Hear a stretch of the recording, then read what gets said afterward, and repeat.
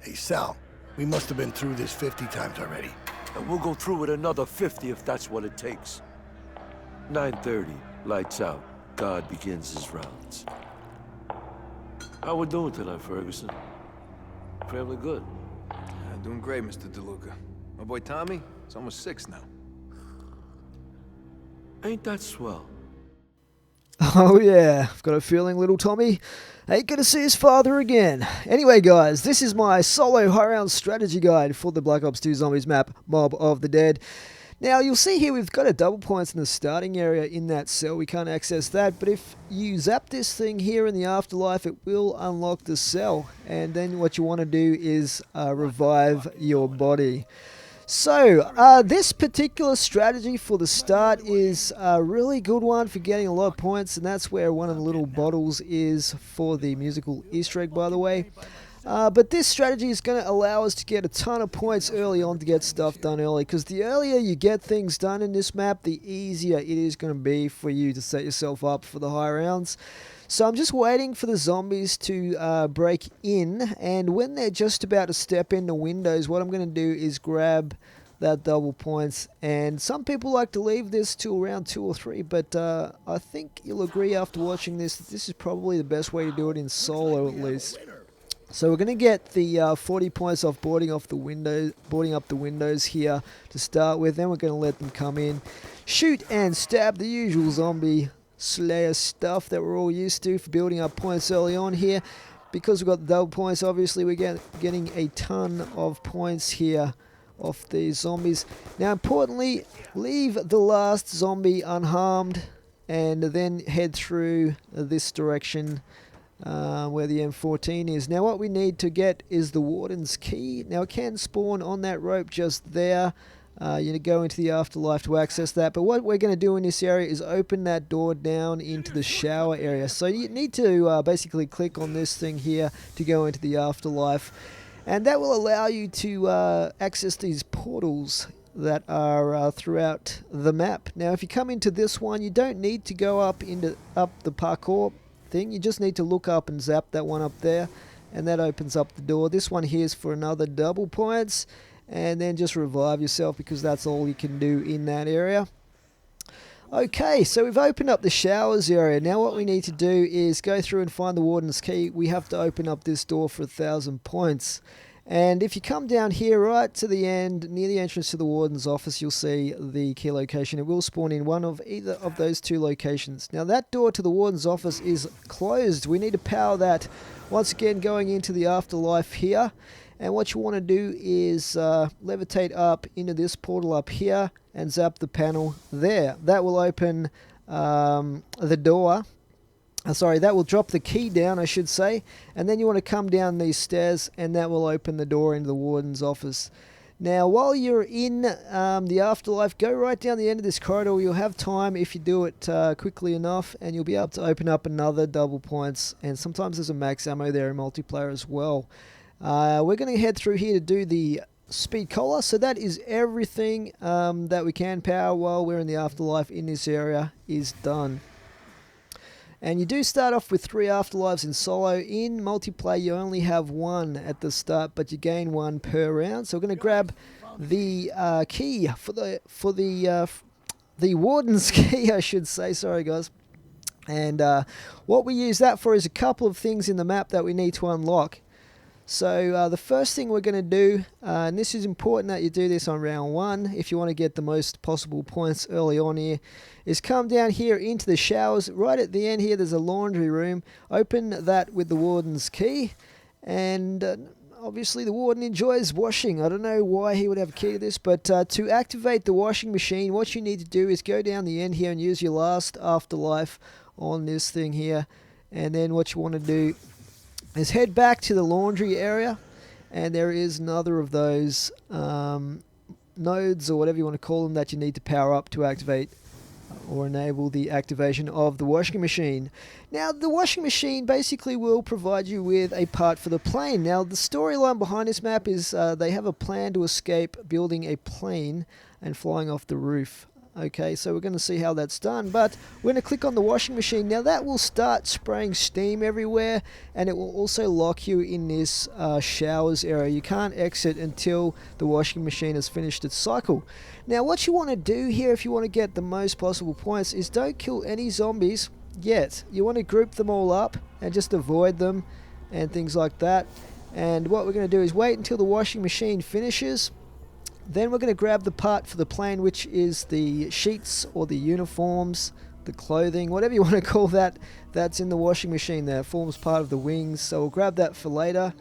And then once the washing machine finished its cycle, what happened was you are now able to exit the area here. So come up the stairs, just be very careful because you have to do it super fast or you will get these zombies coming down the stairs blocking you off. Then come back to where we opened up this double points. Now, being round one, guys, what happened with that little mini game when you start the washing machine is about 15 zombies or thereabouts actually spawn into the map, even though it's round one. So once you grab that double points, you can just go crazy knifing these for a one-hit kill and 130 points, which becomes 260 with double points. Now you might get unlucky and get a nuke, and then we'll just kill them all and only give you 300 points. If that's the case, you might end up with slightly less points than I do here.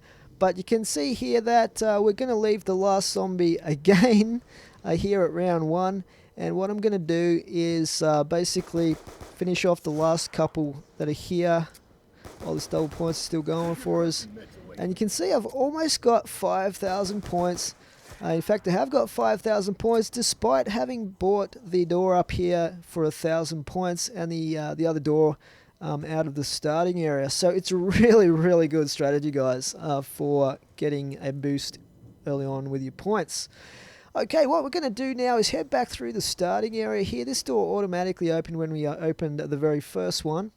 Then we're going to open up the door up here. This is where the electric cherry perk machine is, and there's also a buildable table up there as well as the lift, the gondola. Now down here we've got one of the dog head locations, but we'll actually come back to that. Now if you don't have enough points to open up to the infirmary area, because you need to open this door for 2,000, then maybe start on that first dog down there and feed that dog. You'll know what I'm talking about in a second, hopefully, but we're going to come through here and open up the infirmary. And then we have probably the hardest location to camp in solo when you're trying to feed these dogs. So for that, and here's one of the other triggers for the musical Easter egg, guys. For that reason, we're going to start on this dog, and we're also going to get the mini Uzi off the wall here. So we're going to feed him first. There's also another part for the plane in this room, in this cabinet, that you can open with the Wardens Key, and you can just grab that for later. So we now have 2 parts for the plane out of the 5, as you can see on the top left there.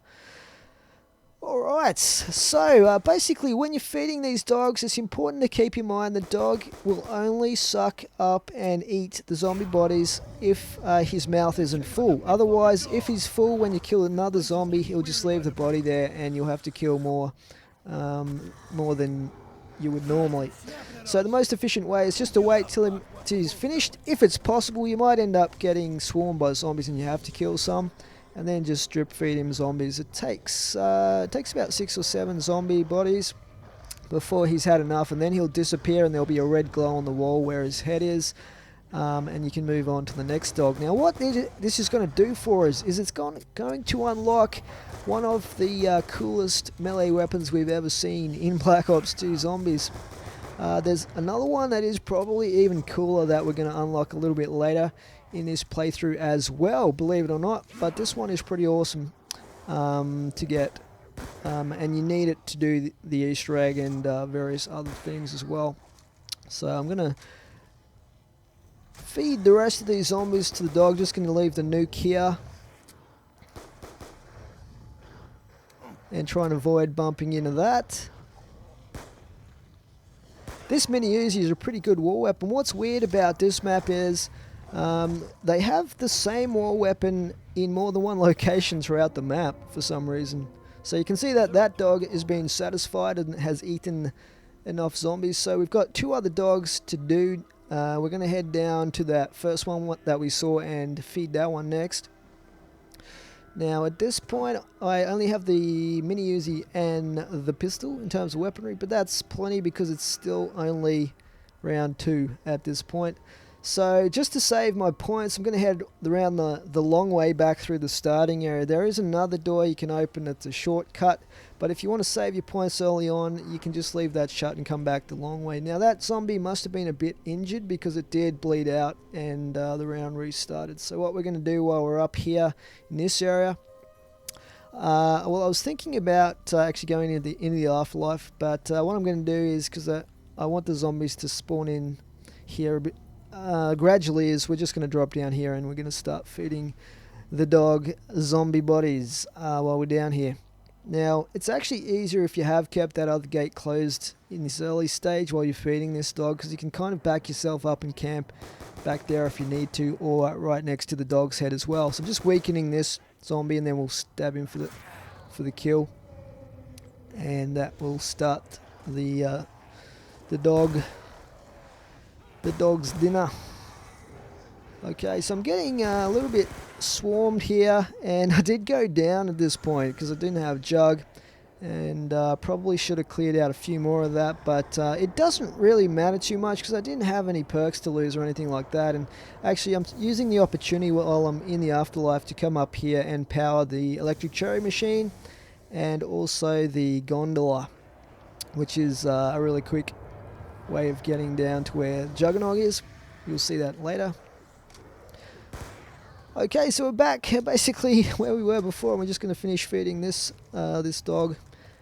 There's probably only 2 or 3 zombies left here in this round, at round 3. So we're going to wait till he's finished chewing on that one before we kill some others. You can sort of run a train here a little bit in the early rounds, but I had to shoot my way out of trouble here, otherwise I would have probably gone down again.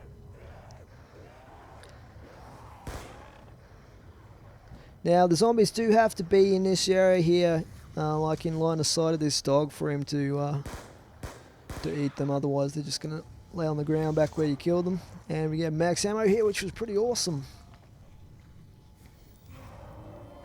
Okay, so the dog is done. We'll grab the max ammo and we will head up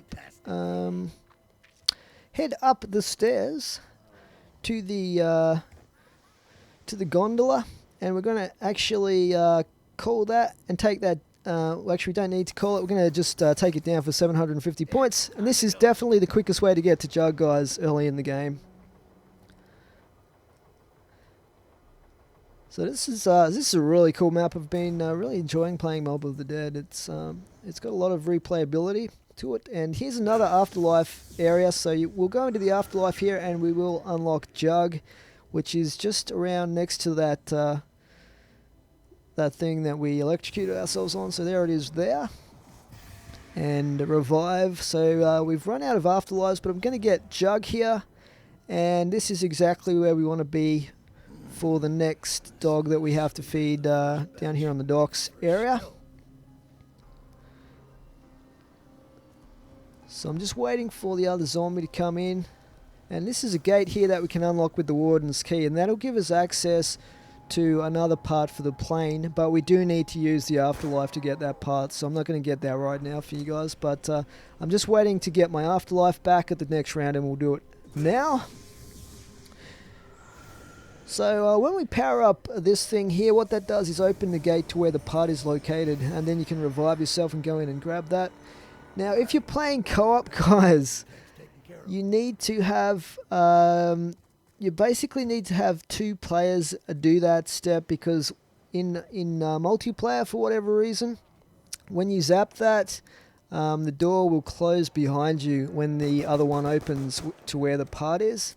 So you need to have someone with enough afterlife to be able to zap it again after a person in their actual body picks up the part, so that they can get out. Otherwise you're going to be stuck in like an area the size of almost a phone booth, which is really problematic. So, you know, good luck lasting an entire round in that little cage there. It happened to me in like the second game that I played on this map, actually, with some other guys, and I'm stuck in there with this other dude.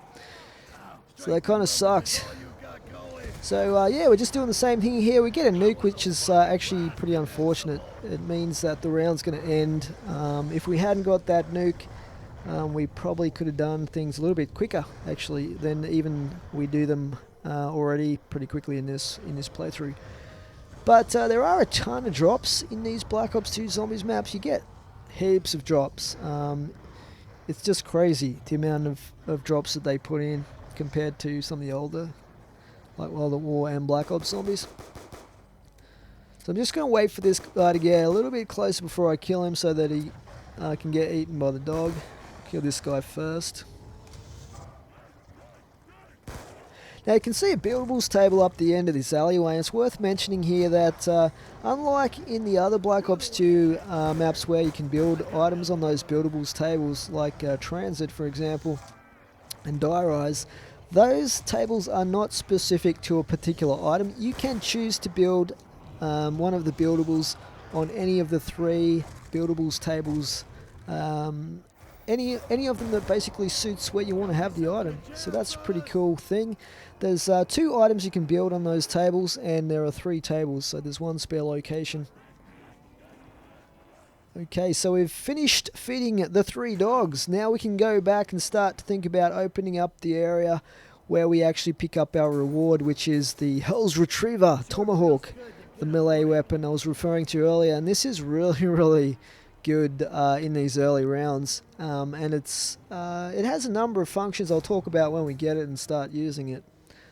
So I've got nearly 2,500 points here, and what I'm going to do is probably grab that double points in a second, and we'll finish off the rest of the zombies with that, because I'm going to need a few points to open up down through the Citadel tunnels. There's a few barriers down there, are quite expensive.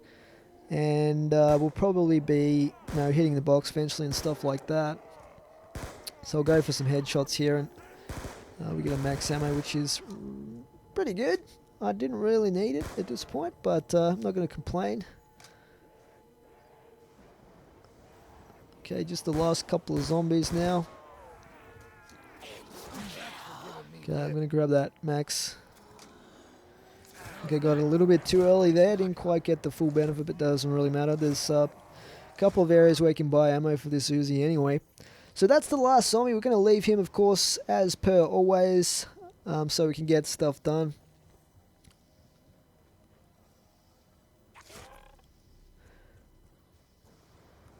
Alright, so we've nearly got 5,000 points here. I'm going to start opening up down into the Citadel tunnels, and you can open up down there a couple of different ways. We're going to go through the shower area, and here it is, guys. Hell's Retriever. This secret room opens up once you have fed the 3 dogs enough zombies. So that's really cool. We've got the Hell's Retriever now. Mr. Monkey to target the